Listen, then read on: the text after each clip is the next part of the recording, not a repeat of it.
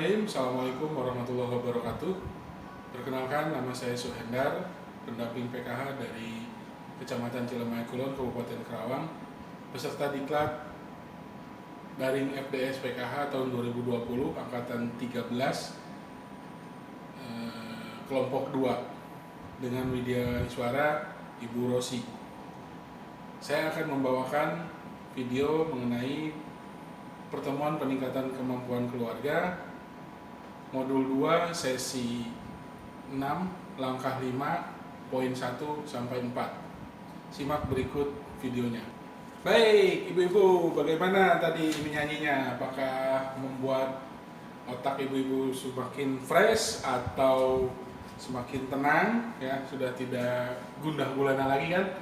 Ya, jadi semua permasalahan keuangan, semacam kebutuhan, pengeluaran yang terlalu banyak sedangkan pendapatannya sedikit, itu bisa dikurangi, ya, tidak terlalu stres lah ya. Nah, berikut ini kita akan membahas memilih cara dan tempat menabung, ya. Nah, jadi rutin menabung itu memang merupakan tantangan berat, apalagi jika tidak memiliki pendapatan tetap, ya. Menabung dengan rutin dapat disesuaikan dengan pola pendapatan kita, yaitu bisa dilakukan harian, mingguan, bulanan, ataupun musiman, asal langsung disisihkan setiap kali ada pendapatan.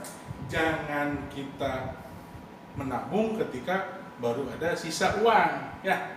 Jadi harus ada dari awal dulu kita sisihkan, mau 1.000 kayak 2.000, 5.000, itu kita sisihkan dari awal dari pendapatan kita, ya. Kemudian, siapa di sini di antara ibu-ibu ini yang sudah mulai menabung? Ya. Kemudian, di mana biasanya ibu menabung? Ya, ibu, di mana bu biasanya nabung? Oh, di sekolah. Ya, di sekolah, nggak apa-apa ya. Walaupun tidak di bank, ya, itu tetap menabung. Tidak mesti di bank ataupun di sekolahan. Di rumah pun bisa bu. Ya, kita bisa mengajarkan anak-anak untuk menabung lewat celengan, ya, atau rumah celengan lah, ya. Ayam jago, kayak mau bentuk apa itu boleh. Dari bambu pun bisa, ya. Jadi mengapa milih tempat di sekolah bu? Ya. Oh gitu, ya betul. Karena kalau di sekolah biasanya gurunya itu bisa menjamin, ya, uang itu tidak akan dibawa kabur. Walaupun memang ada kesempatan buat dibawa, tapi biasanya kalau sudah lembaga itu gampang untuk menanyakannya, ya.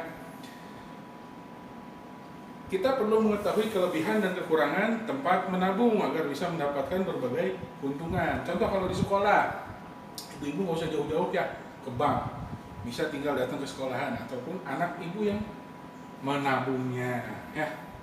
Kemudian juga ketika ibu mendadak untuk perlu, bisa mengambil secara dadakan, ya, tidak seperti arisan harus nunggu dulu, ya, harus nunggu dulu dikocok baru keluar gilirannya, seperti itu.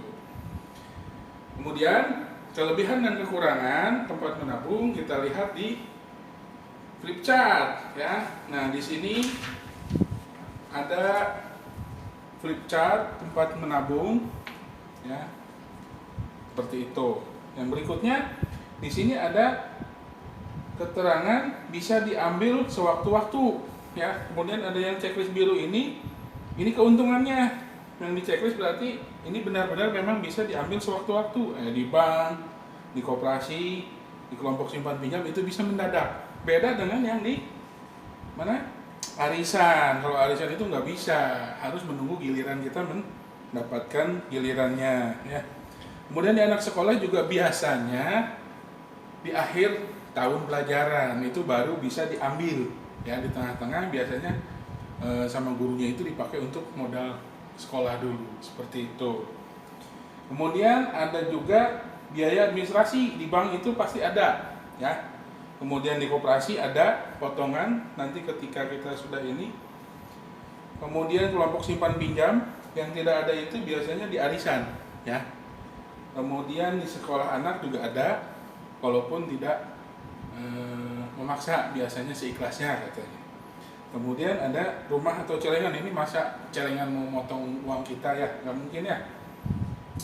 Nah, kemudian yang berikutnya mendapat bunga di bank ada ya. Di koperasi ada laba usaha, sisa usaha namanya. Kemudian kelompok simpan pinjam itu tidak ada ya. Arisan tidak ada, uang yang kita setor akan balik lagi ke kita ya. Makanya tidak ada keuntungan atau bunga. Nah, yang terakhir ini resiko dicuri. Kalau di bank nggak mungkin karena ada lembaga yang menjaminnya. Walaupun ada kebakaran, dicuri, kebanjiran, uang kita itu nanti dijamin, Bu. Ya.